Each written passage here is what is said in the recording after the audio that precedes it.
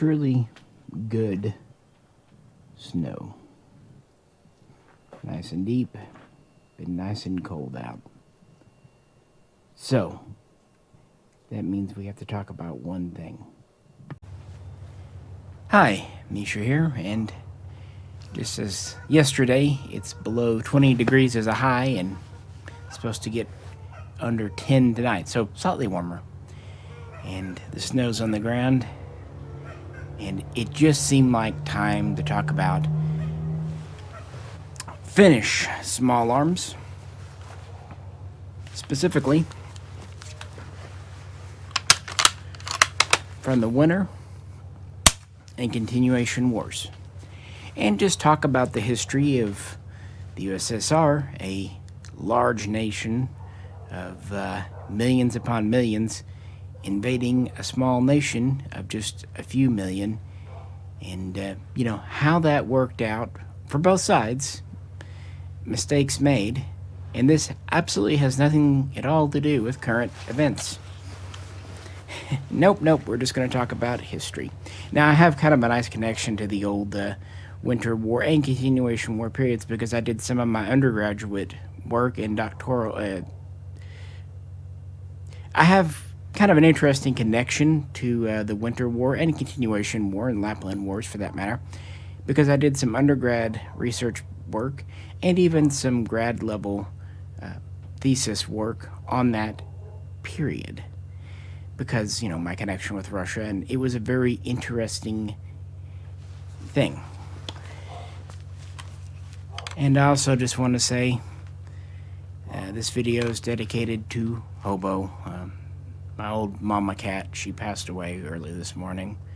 It was, she had a good life. She was about 20, but yeah, so that.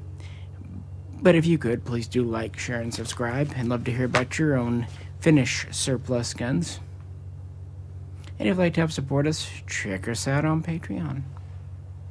With no further ado, let's talk about this gun. The Finnish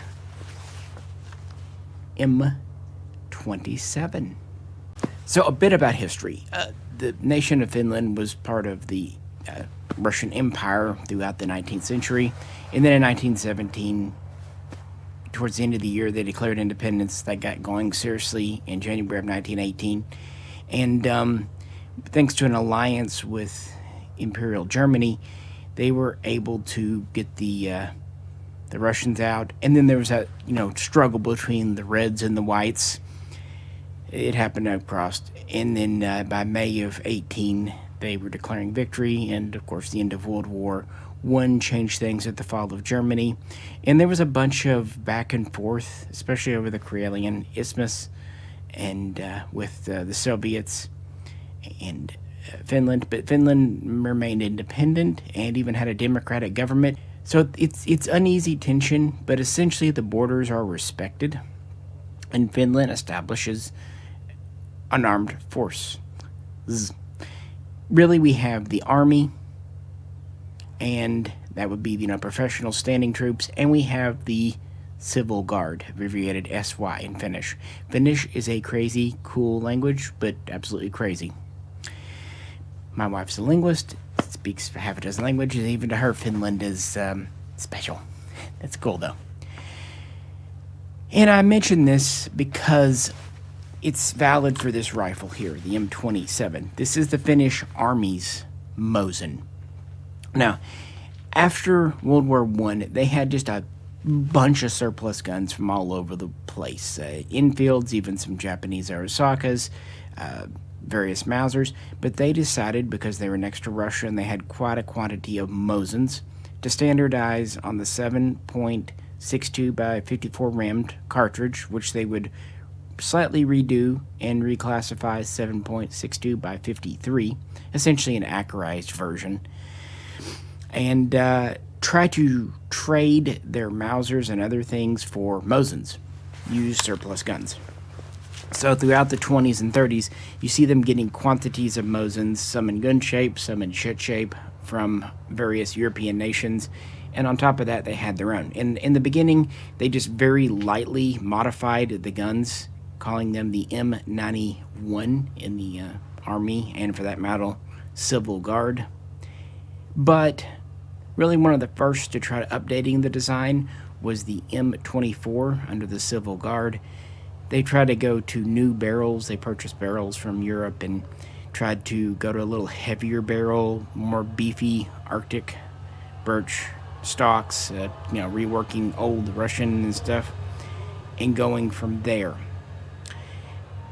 The M27 of the Army here was the first kind of major modification.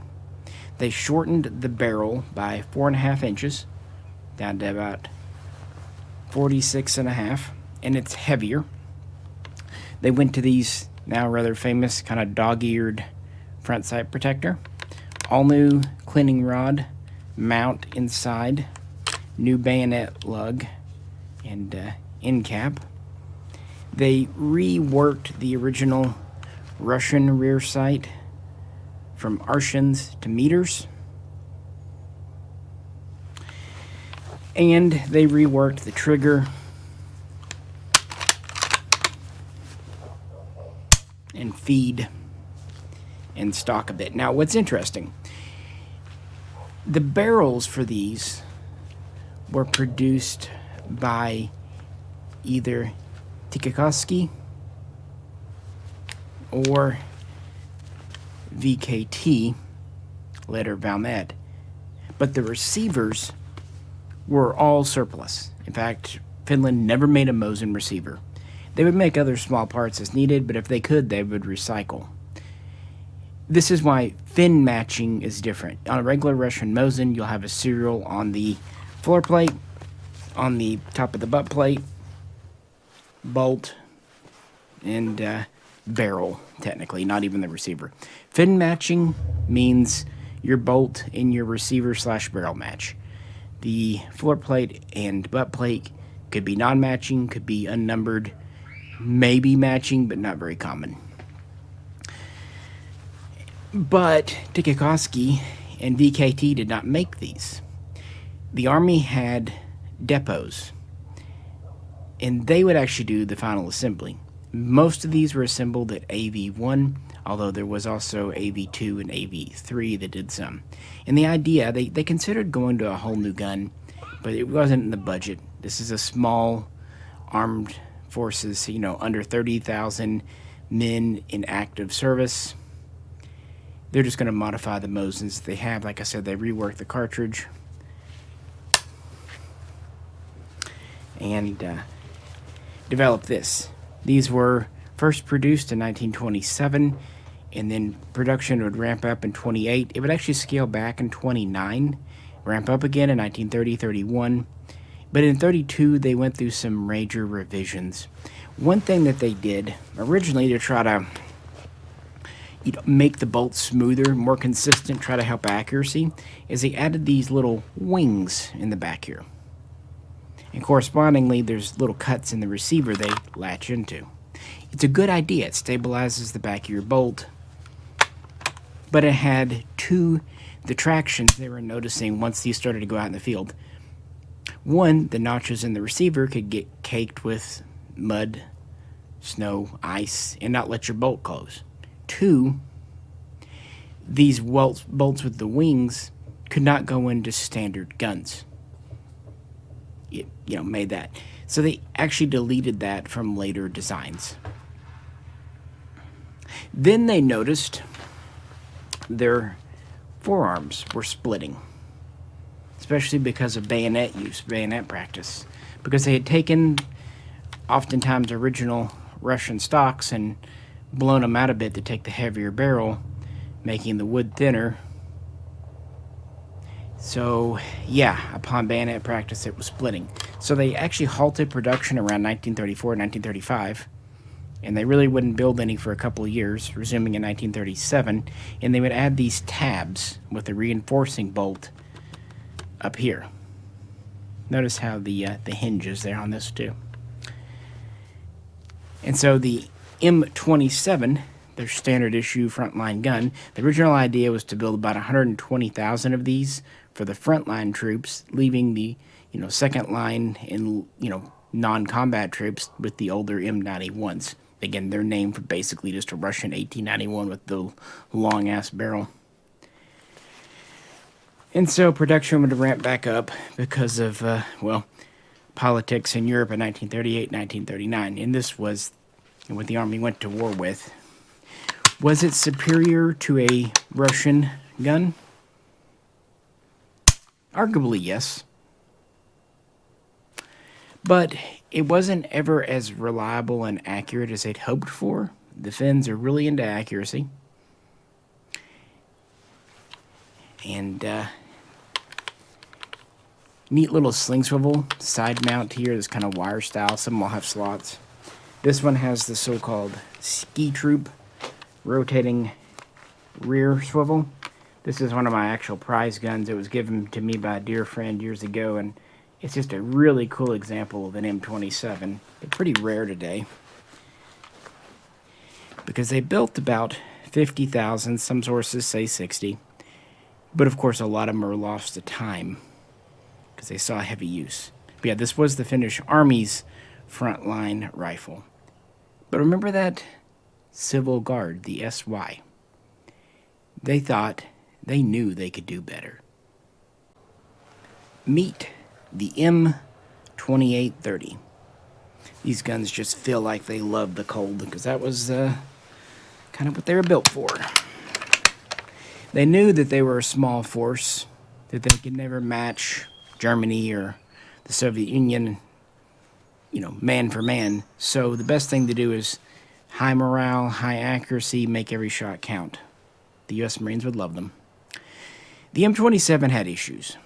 So, already having worked with the M24, the Civil Guard first ordered some new barrels from SIG in Europe, and then later would have Tikakovsky make some for what they would call the M28.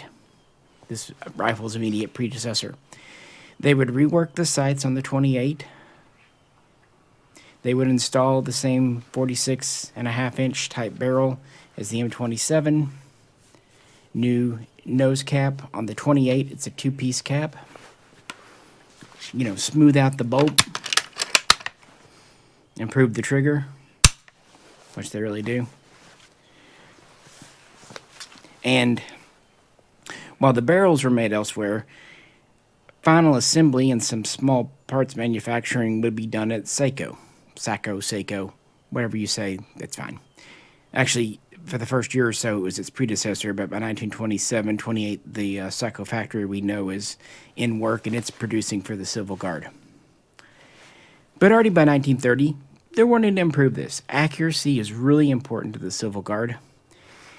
While they're a voluntary force, they're like the National Guard. They train very regularly. A lot of them are veterans from the 1918 Revolution and other conflicts. And they do have about 90,000 members. But again, these are volunteers. But they're highly motivated, qualified volunteers. So yeah, 1930, they start looking to improve their own M28, always trying to do better. And one of the first things they do is rework the sights. Instead of reworking the Russian sights on the 28, the 2830 style here, first seen in 1932, is an all-new meter rear sight. And they would go to a new easily adjustable front sight with those kind of dog ears. They would then test these out in 33, and then in 34, introduce a few more changes. They went from the two-piece to a single-piece nose cap.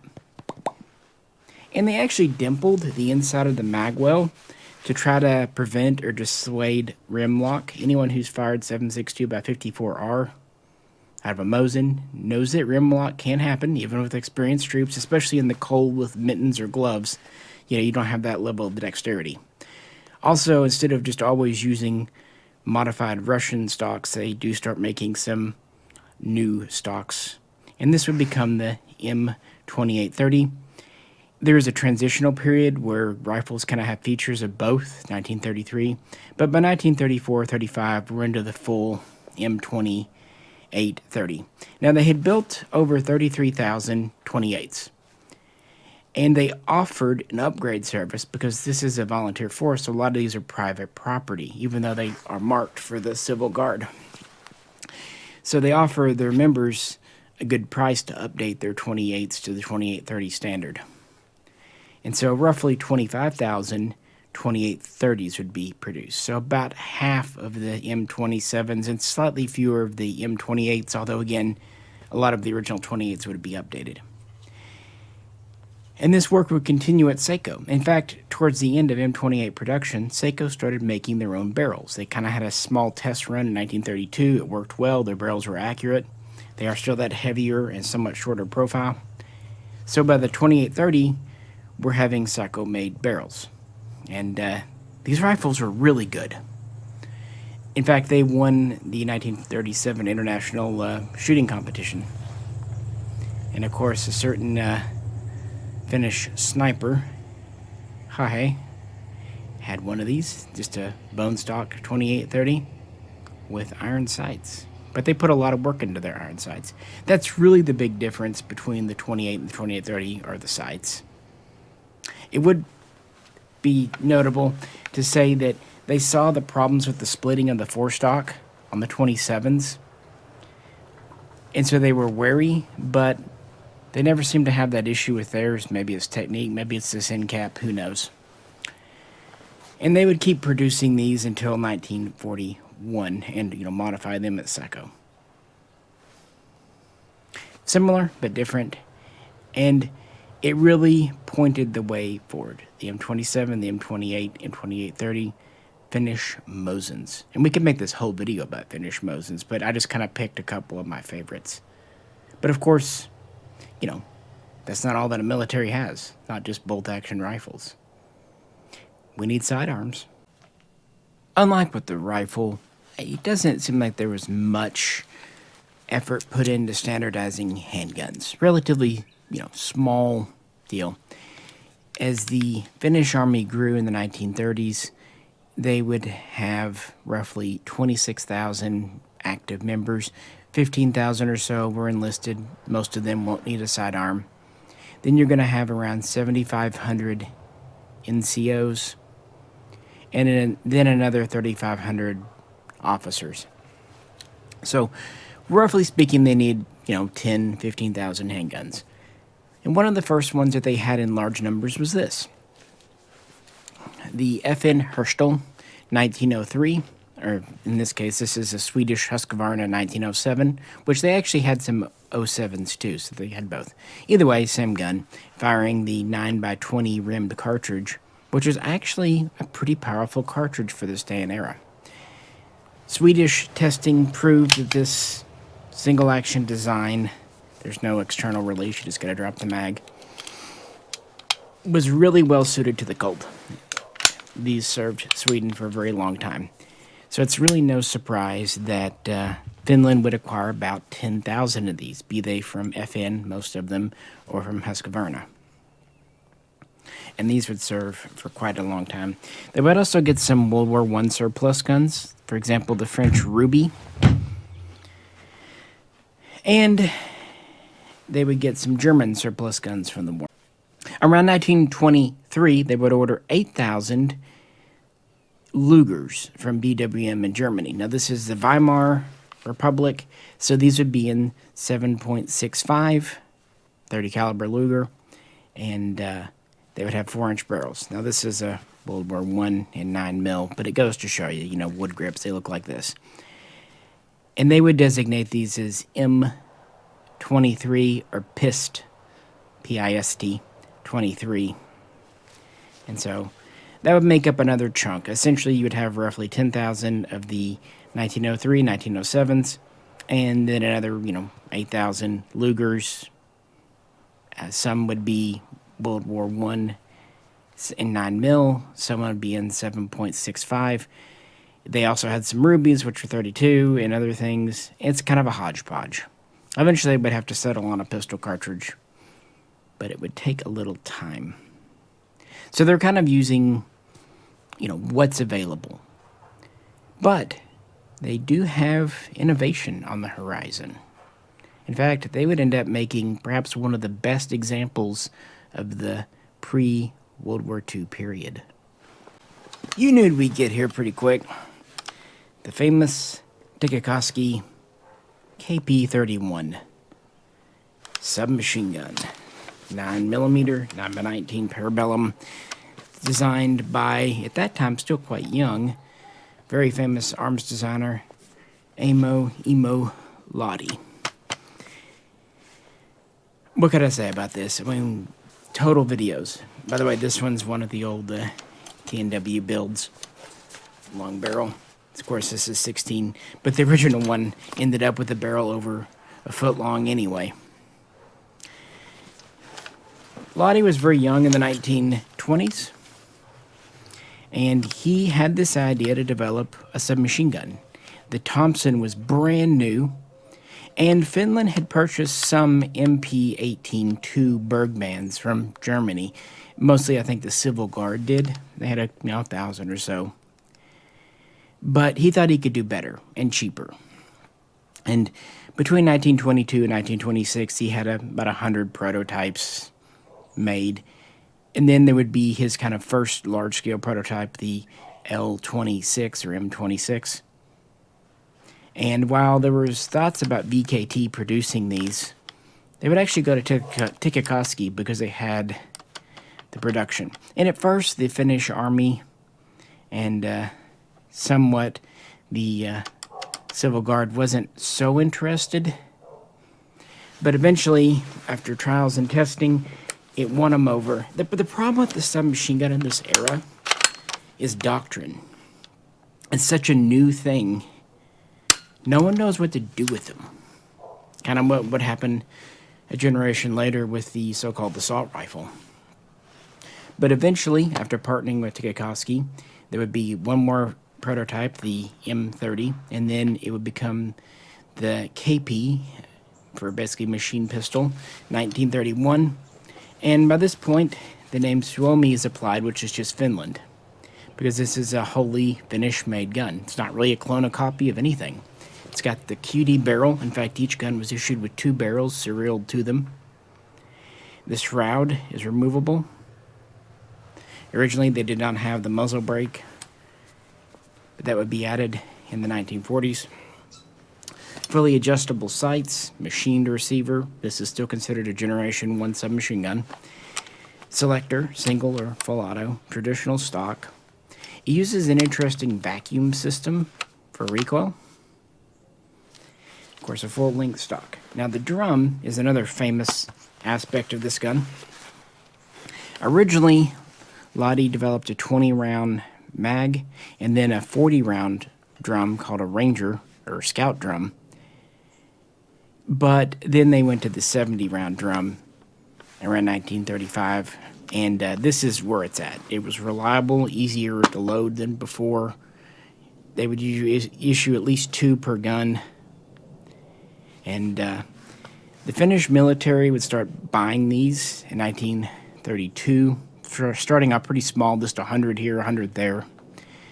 But they would gradually buy more and more and more. And the same goes for the drums starting in 1936 after trials and testing. Now, I'm kind of speed running this gun because otherwise we'll be here all day. It would be so important. They originally kind of used them as a light machine gun. It worked okay in the forest when you're not too far away. By the way, they originally were chambered for 7.65 Luger parabellum. Later, they would go to 9x19, basically a 123 grain bullet, as they started to more standardize on that cartridge in Finland. And they would export these. They weren't just for the Finnish military. In fact, they would see combat in 1932 in the Chaco War in South America. Several would be sent over to Spain for that civil war. Sweden would not only order some, they would actually get a production contract. Switzerland would too. Britain and France would try them out and end up with a few. And actually, there was quite a large contract of nearly 500 to Estonia. And by 1939, the Finnish army and Civil Guard 2, in lesser numbers, had around 4,000 of these, with extra drums. That might seem like a tiny number, and it was, but keep in mind, but even large militaries like Russia, at that time fielding the PPD 34-38, didn't issue a ton of submachine guns. They just didn't know what they were for. But they're about to find out. But yeah, this was the first just wholly domestically designed, produced, innovated, and it really put Lotte's name on the map and Finland's name, and they were very, very proud of these. And rightfully so. With that, we're kind of getting to that point. 1939. At the end of that decade, this is what the Finnish Army and Civil Guard had. Now, to be fair, the Civil Guard and Army were really separate in the 1920s, although their high command structures were integrated. But beginning in the 1930s, they started to become more and more connected. Eventually, they would just completely merge. And this is what they had. M28s, M2830s, M27s, M91s, kind of a hodgepodge of Mosins, and some submachine guns, and some foreign-built guns. There's an idea. They know Europe is destabilizing by 1937, 1938. And then you have the Molotov-Ribbentrop Pact in 1939, which just kind of lets them do what they want. Germany will do in the West, Russia will do in the East, and this alarms Finland. They want to make a one-size-fits-all universal rifle to streamline production to have the best they can, but it's not available in time. By October of 1939, Russia is pushing to push the border. They essentially want a big chunk of the Karelian Isthmus, and they do offer Finland some other land, and there are those in Finland that want to take their offer because they know that their military is too small, too ill-equipped, but they're not listened to. Negotiations break down at the beginning of November of 1939, and then on November 26th, Moscow has a pretext for war, claiming that the Finns shelled Russian troops, killing some. It was a lie. It was a pretext. This would first lead to shelling and bombing raids, including of Helsinki, and then in 1930, an initial force of over 100,000 would invade Finland, crossing the border, and very, very quickly, over 400,000 troops would pour into the nation with a major offensive push. What is Finland to do? Let's be clear. Finland has a population of roughly 3.5 million at this time. The Soviet Union has a population of 170 million. The Finnish have a standing army of, like I said, just a 26,000 plus another, say not quite 100,000 reserve. Russia literally has millions. It can call upon essentially infinite numbers. It's basically a cheat code. Russia has tanks, artillery. Finland has basically no tanks and a very small air force, which, by the way, issued the high-power pistol. Well, first things first. The standing army mans defensive fortifications, the Mannerheim line, and, of course, their knowledge of terrain, and the forested areas, especially up north. That's going to help. Second, we're going to mobilize the Civil Guard. Over 50,000 of the men would be called upon and go into service. And then third, we're going to introduce conscription. Eventually, about 250,000 Finns would be conscripted. Essentially, pretty much all the available male population of the right age and disposition. Second, though, they have friends. One of which is one of the most powerful nations in the region, Sweden. Now, they're neutral, but here's the thing. If Finland falls, Sweden's right there. So at first,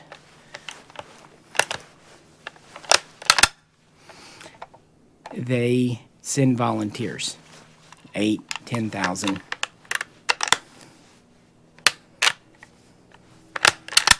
There you go. You can tell this has been getting cold. And they bring with them their Carl Gustav M1896 rifles in 6.5. 29-inch barrel. The M38 short rifle had just been made. It doesn't seem like many, if any, went over to Finland at this time. So, here we go. In addition, Finland would buy or be loaned 77,000 more Swedish Mausers, and most, if not all, do seem to be the 96 pattern, which is what they had.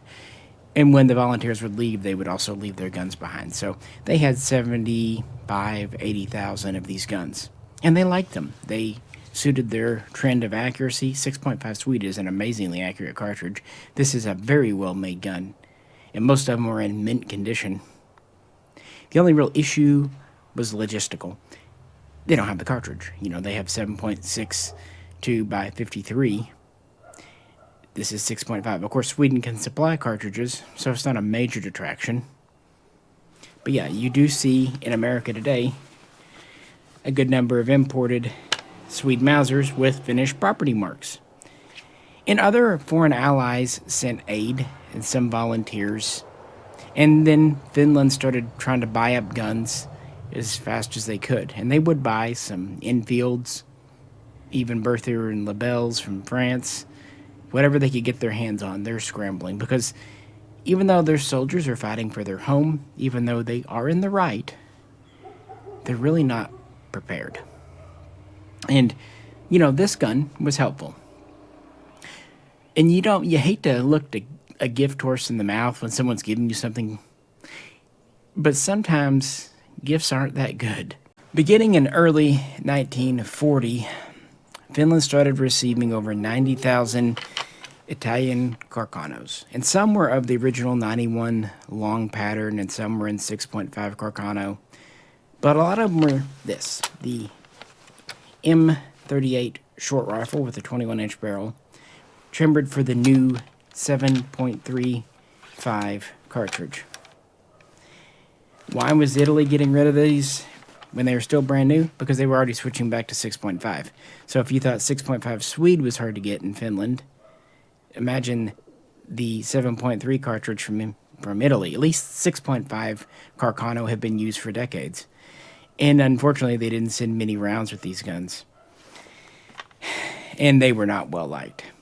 Now, they're reliable enough, but they weren't really made for the cold. So the on-block clip system was hard to manipulate in cold weather with gloves.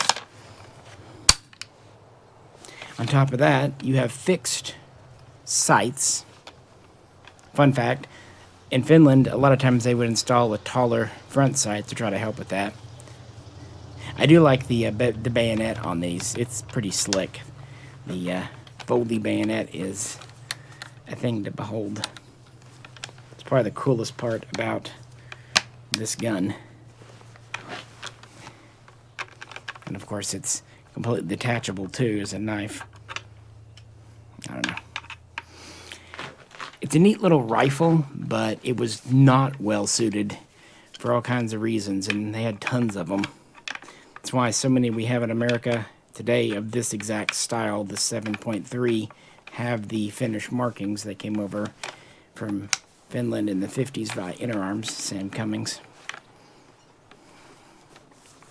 See, it's just not a cold weather mint gun. And they weren't used much. In fact, they were pretty much used for training guns, reserve guns. A lot of coastal artillery stations had these for personal defense weapons, second line troops. Yeah, it just because of the non-adjustable sights, because of the lack of ammunition, these were not ever sent into frontline combat. Understandable. But they did start getting as many foreign guns as possible. And how did the war go? At the beginning of December, Russia had a major push. Obviously, they did. But they would very quickly bog down. And They would fall victim to tank traps, improvised and otherwise, the heavily forested environment, supply chain issues, food, what have you. And Finland would deploy ski troops. You going behind enemy lines. That's why I think this one's cool with the ski swivels. They would do quite a bit of damage and really busted Soviet morale. For whatever reason, the Soviets were not well equipped with winter clothing, proper rations. Morale was just crap and was getting worse and worse in December. To be fair, though, after the Russian offensive stalled out, right before Christmas, Finland tried their own counteroffensive, and that didn't go so well either. In fact, they suffered probably more casualties in that one small event than any other time during the war. So it was a bunch of back and forth. By January, the momentum is already shifting back towards the Finns after the Russians back and forth, and it's getting to be a very cold, very frosty winter. And then there were all the Finnish snipers like Simon Hahi. Remember, a lot of the Finnish soldiers, not just in the army, but the civil guard, were veterans and crack shots. They'd grown up on farms and in the forest hunting.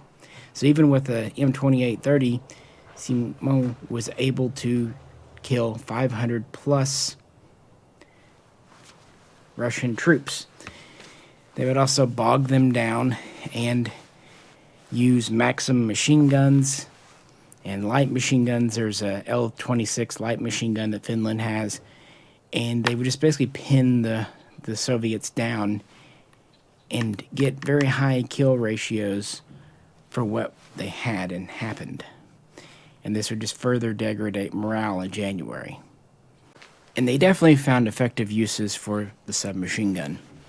Now, they didn't have a lot of anti-tank guns or rockets, so they improvised. Tank traps, logs, Molotov cocktails, whatever. Basically, they would try to destroy the first couple and the last couple of vehicles in a column, because the Russians were pretty much scribing their way through the Finnish forest, single column, single row at a time. So if you blocked the front and the back, they're trapped. Now, sometimes they would just leave them there to basically freeze and starve to death. And they would send troops armed with submachine guns down hidden paths running parallel to the road and just strafe them on skis for fun.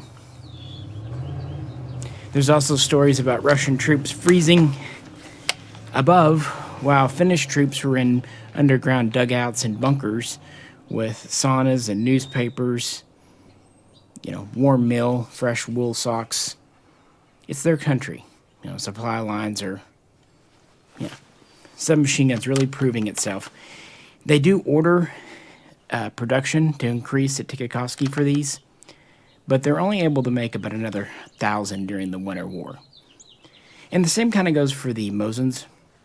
Even though there were plans for an all-new model, the truth is they weren't prepared, so they keep M27 production going and M2830 production going just to kind of, meet the needs. Heck, they even keep M91 production going. So they're having to kind of fall back on old, reliable.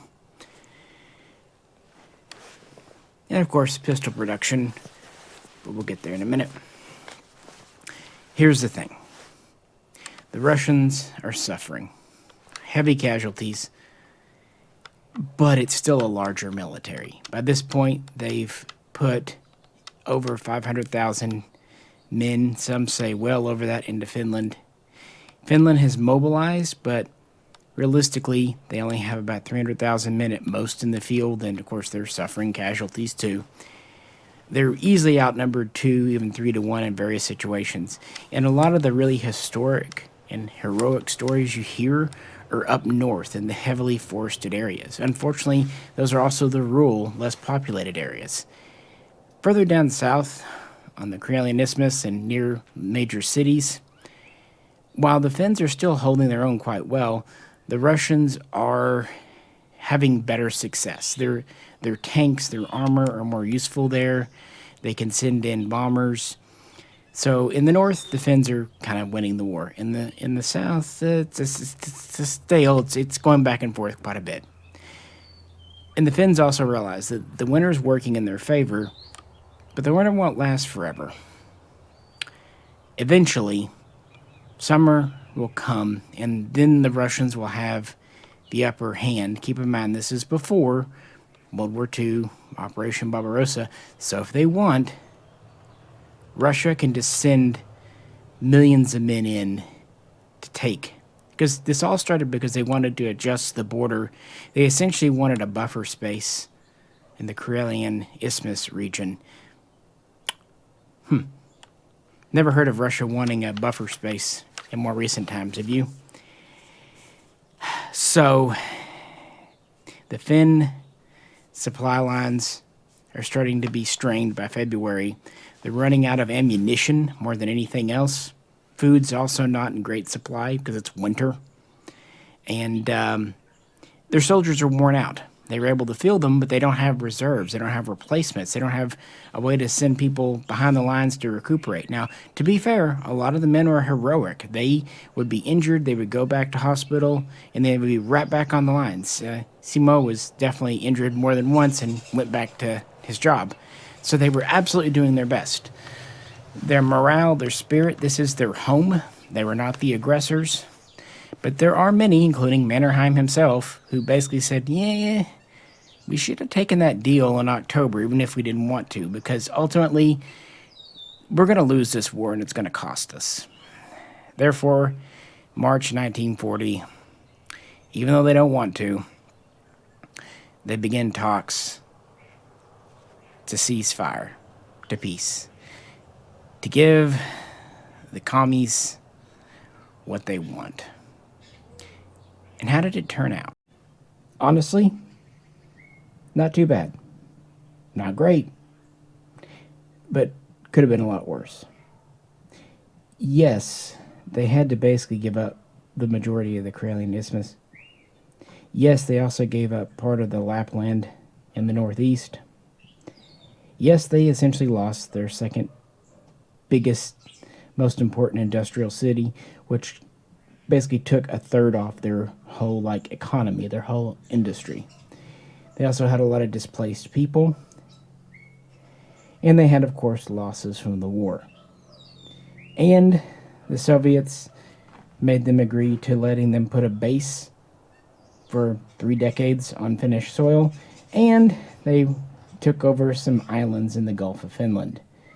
So that all sounds really bad for a war you didn't start, and that you fought very, very admirably. But, on the flip side, Finland remained independent. It wasn't absorbed back into the Soviet Union. Keep in mind, it had only been independent from Russia for 2 decades. The Russians didn't even install a puppet government, a communist, a red government. Their government was allowed to continue.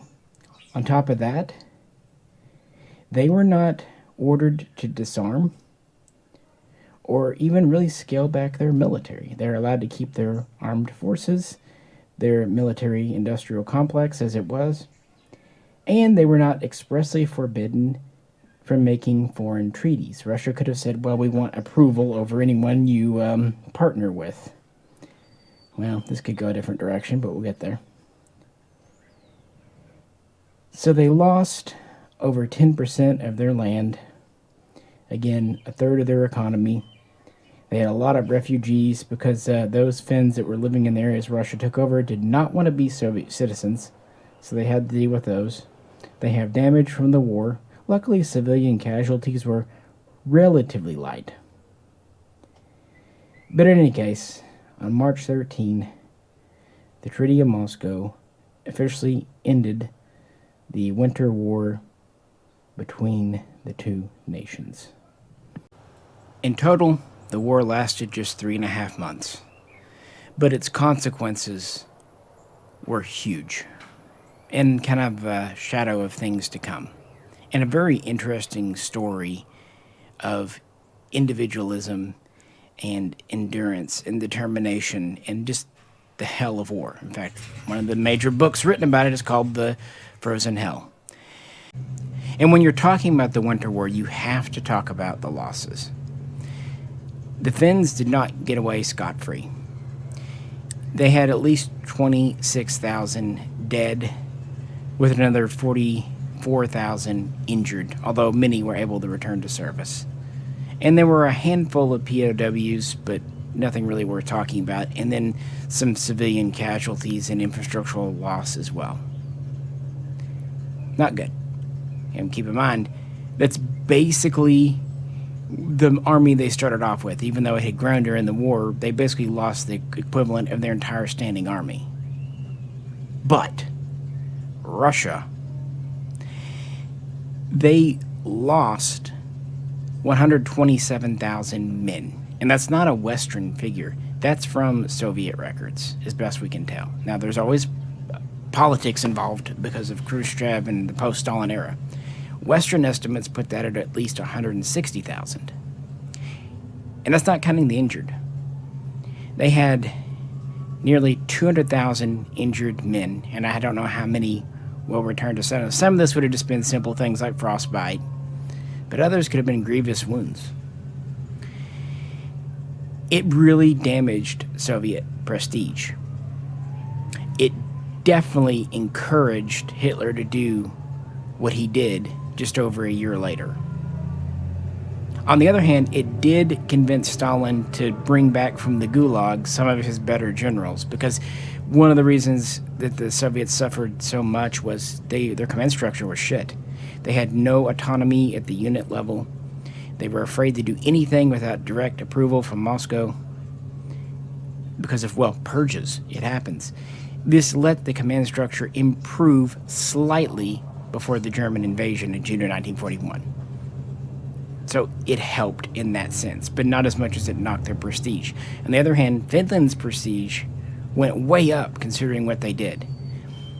And it would force them into some maybe less than desirable alliances. On the other hand, considering everything, can you blame them? Very interesting piece of history. You know, you hear so much about World War II, but there's so many little areas that you don't. The Winter War. And with the snowy weather, I thought this was perfect. What do you think? And next time, we'll talk about the continuation and the Lapland Wars. Because we're far from over. This is just literally the first half. Again, Russia's going to make some mistakes. Finland's going to make some mistakes. And they're both going to come out changed. And we'll have new guns to talk about too. There's obviously a couple from this video you didn't notice, and that's why. As always, if you could, please like, share, and subscribe. Like to help us out, check out Patreon. The reason I'm kind of doing these outdoor videos right now is because I wasn't able to get to the cabin this week because of the weather. So just kind of making the best of it, hanging out with you guys if you're stuck at home too. And if you're watching out in the future, in the summer, my toes envy you.